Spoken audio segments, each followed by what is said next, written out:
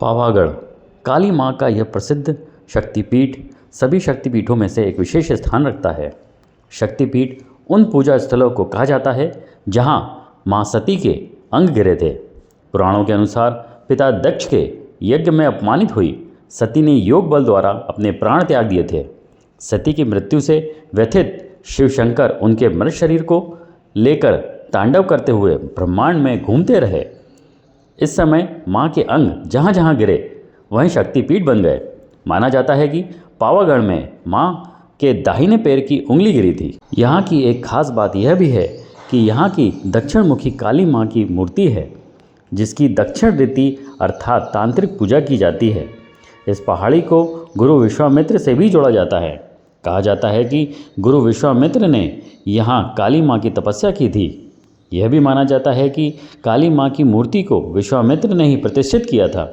यहाँ बहने वाली नदी का नामकरण भी उन्हीं के नाम पर विश्वामित्र ही किया गया है। पहले कहा जाता था कि इस दुर्गम पर्वत पर चढ़ाई लगभग असंभव सा काम था। चारों तरफ खाइयों से घिरी होने के कारण यहाँ का हवा का वेग बहुत ही खतरनाक था। इसलिए इसे पावागढ़ अर्थात ऐसी जगह कहा गया जहाँ पवन का वास हो। यह मंदिर गुजरात की प्राचीन राजधानी चांपानेर के पास स्थित है, जो बड़ौदा शहर से लगभग 50 किलोमीटर दूर है। पावागढ़ मंदिर ऊंची पहाड़ी की चोटी पर स्थित है। काफ़ी ऊंचाई पर बने इस दुर्गम मंदिर की चढ़ाई बेहद कठिन है। अब यहाँ पर रोपवे सुविधा हो गई है। रोपवे माछी से शुरू होती है, जहाँ से आप श्रद्धालु पावागढ़ पहाड़ी के ऊपरी हिस्से तक पहुँचते हैं। रोपवे से उतरने के बाद लगभग आपको 250 सीढ़ियाँ और चढ़नी होती है, तब जाकर आप मंदिर के मुख्य द्वार तक पहुँचते हैं। नवरात्र के समय इस मंदिर में श्रद्धालुओं की बहुत भीड़ रहती है।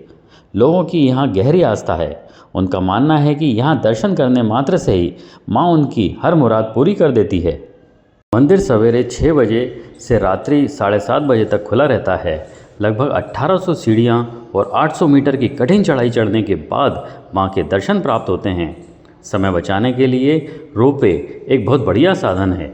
रोपवे केबिन पूरी तरह से बंद रहता है और सुरक्षित रहता है, परंतु आप कांच की विंडो से पहाड़ी के दिलकश नज़ारों का आनंद ले सकते हैं।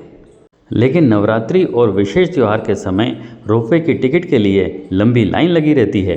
अगर आपको जल्दी दर्शन करना है तो कंबाइंड टिकट ले सकते हैं, जो कि 900 रुपये की आती है। यह महंगी तो है, परंतु आपको लंबी लाइन से छुटकारा मिल जाएगा।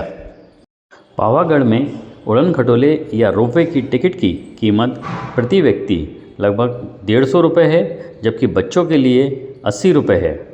यह सेवा सुबह 6 बजे से शाम को 6 बजे तक उपलब्ध रहती है। रोपवे माछी से सीधे महाकाली मंदिर के पास तक जाती है, जो लगभग 763 मीटर की दूरी 6 मिनट में तय करती है। टिकट काउंटर से या फिर ऑनलाइन udankhatola.com से खरीदी जा सकती है।